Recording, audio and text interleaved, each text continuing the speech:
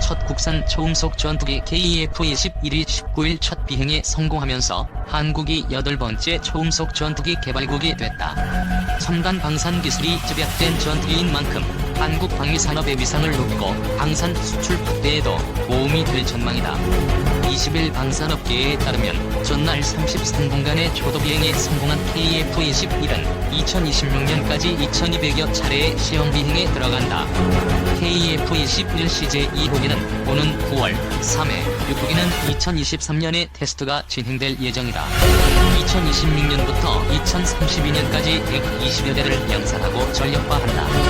KF-21엔 2028년까지 총 8조 8천여 원의 개발비가 투입된다. 120대 양산 비용인 9조 2천억 원까지 포함하면 총 사업 비용이 18조 원에 달하는 국내 최대 규모 무기 개발, 도입 사업이다. KF-21 사업은 2002년 김대중 정부에서 최신의 국산 전투기 KF-X 사업을 장기 신규 소요로 결정하면서 추진됐다. 그러나 국책연구기관이 사업 타당성이 없다는 연구 용역 결과를 내놓으면서 사업 타당성 결론까지 9년의 세월이 걸렸다. 2010년 예산 441억 원이 반영되면서 2011에서 2012년 탐색 개발이 진행됐고 2013년 11월이 돼서야 작전 요구 성능, 전력화 시기, 소요량이 확정됐다. 이후 한국항공우주산업이 2015년 12월 방위사업청과 한국형 전투기 체계 개발 계약을 체결하면서 본격적인 개발이 시작됐다.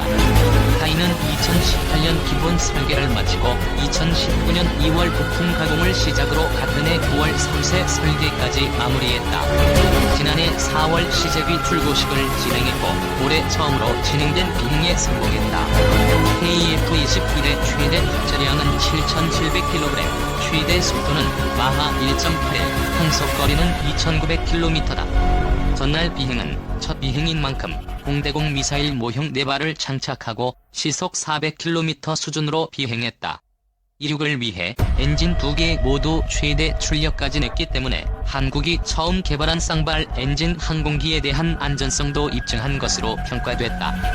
KF-21 초도 비행이 성공하기까지 국내 방산업계의 노고가 컸다. 체계 개발을 맡은 카이 외에도 약 225개의 국내 업체와 10여 개 정부 출연 연구소, 15개 대학교 등이 참여했다. 특히 초도 비행엔 탑재되지 않았지만 향후 시험 비행엔 KF-21 개발의 가장 큰 난관으로 꼽히던 4개 핵심 장비도 탑재돼 성능을 검증한다.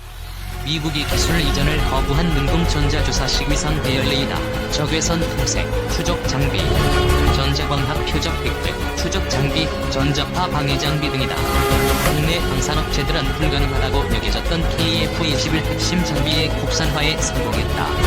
다수의 표적을 탐지하고 추적해 전투기의 두뇌라고 불리는 AESA 레이더는 한화 시스템이 시제품을 만들었다. 야간이나 악천 후 속에서도 가시거리 밖에 적을 탐지하는 적외선 탐색, 추적 장비와 주야간 공중, 지상 표적을 탐지하고 추적하는 EOTGP 역시 한화 시스템이 개발했다.